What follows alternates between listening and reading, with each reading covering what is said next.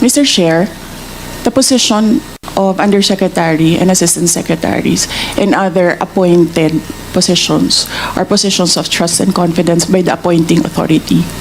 The resignation letters of the USECs and the ASECs of DepEd were accepted by the appointing authority.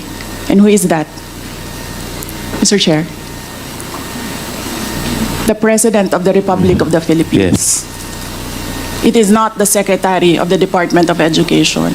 So you ask the President of the Republic of the Philippines why he accepted the resignation of the USECs and the ASECs.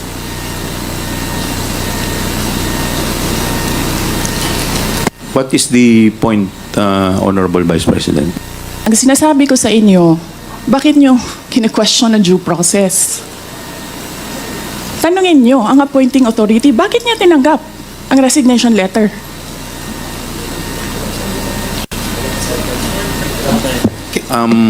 Madam Vice President, Yes, sir. we will, wala pa po tayo dun sa usapin na yun. Sa anong usapin, Later sir? later po sa binabanggit po ninyo. Sa anong Wala pa po tayo sa period of interpellation. Bubuksan ko pa lamang po ang period of interpellation. Yes, sir. Nandun na kayo sa topic. Hindi po tayo nag-i-interpellation Madam ngayon. Vice President, nag-uusap po muna ang mga miyembro. Yes, so, sir. please do respect. Yung Yes, mga, I am very respectful. I am dovetailing from Congressman Marcoleta. The appointing authority is the President of the Republic of the Philippines.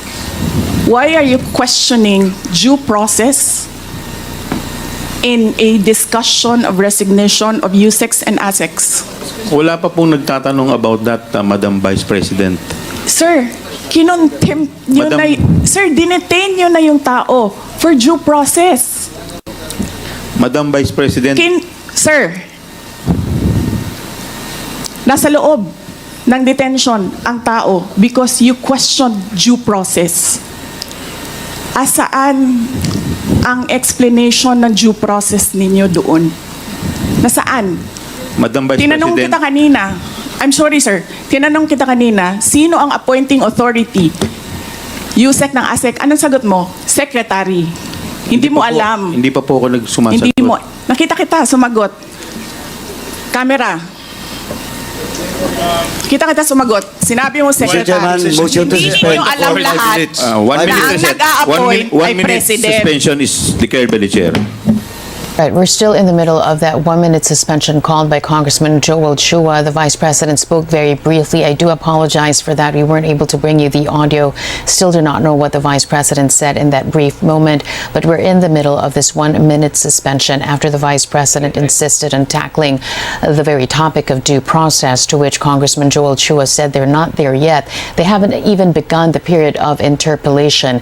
The Vice President once again saying that she was just dovetailing from the statements of Congressman Rodante Marcoleta.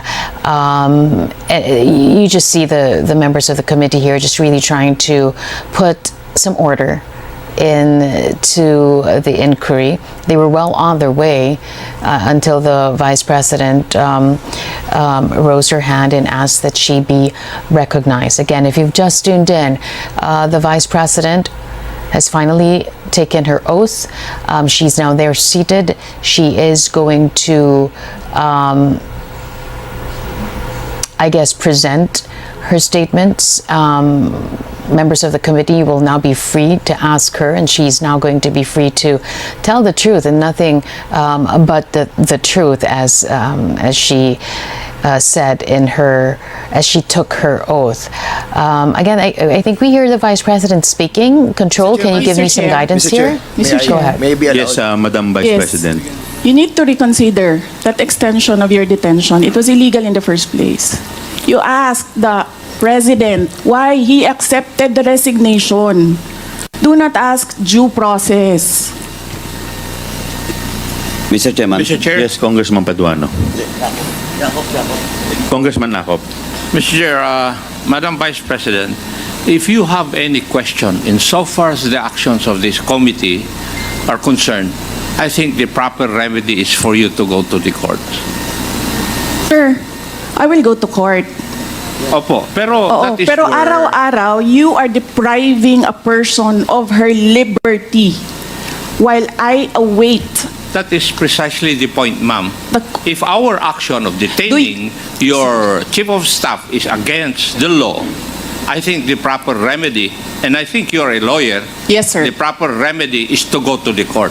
Sir, do you really want to show the Filipino people kung anong kaalaman ninyo sa batas? Ang sinasabi ko lang po ay sundin Oo. po natin yung batas Kaya dito nga, sa sir, House. sundin natin yung Kasi batas. nandito po kayo dito sa bahay ng Kongreso. Yes, sir. Sundin natin yung batas. Why will you penalize, punish Yusek Lopez for an act of the President? Madam Vice President, that is the decision of the committee as a whole. Sana po respetuhin po ninyo. Yes, sir. Kung meron pong Okay. remedy, alam naman po ninyo bilang abogado na tama po yung sinasabi ni Congressman Acop, pwede po tayong mag-file ng relief sa Okay, court. sige sir. Tinutulungan ko lang kayo, sir, kasi napapahiya ang Pilipinas. Ganito ba ang House of Representatives? Tinutulungan ko lang kayo. Maraming salamat po, Madam Vice President. With all due respect, Yes, Mr. Chair, Congressman Mr. Chair, I move that we Deputy strike Speaker out. Yeah, I move that we Suarez. strike out that last comment said about the House of Representatives. I don't think that is warranted. Neither is it fair to make statements such as that. So move, Mr. Chair. Second. The first to interpolate is the Honorable Congressman Acop. Thank you, Mr. Chair. May I ask Mr. Edward Farda?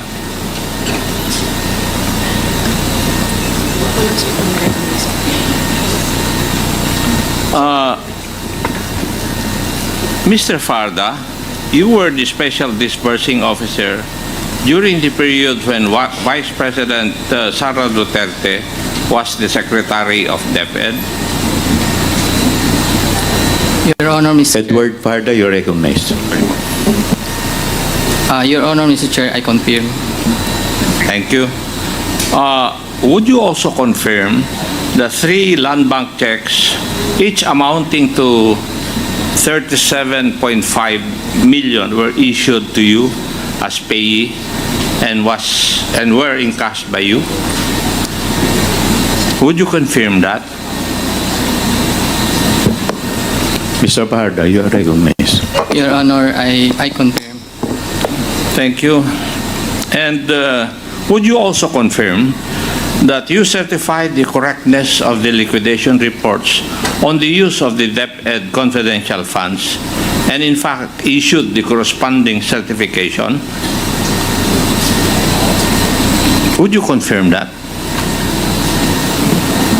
Mr. Chair, pwede pong paulit lang po nung question regarding dun sa issue ng certification. Congressman Acop, please continue. Please repeat. Yes, Mr. Chair. Mr. Farda, can you, did you certify to the correctness of the liquidation reports on the use of the DepEd confidential funds and in fact issued the corresponding certification? Mr. Chair, wala kaming kakampi dito, walang maka-point of order para sa amin. How can you ask a resource person without Madam giving him Vice- copies? Without giving him Mr. copies? Chair, point of order, Madam Vice Mr. Chair. President, please wait to be recognized. Give him copies. Point of order. What is the point of order of the Honorable Yes, Castro? Mr. Chair, Representative Acop is asking our resource person, why is it that the Vice President is batting? Yes, Yes, the ma'am. point of No, order hindi Kasi po is, wala dapat kaming ganon. kakampi dito, ma'am. Pero dapat Walang pakinggan mga One natin. minute point of recess declared by the order. chair. Well, point of order.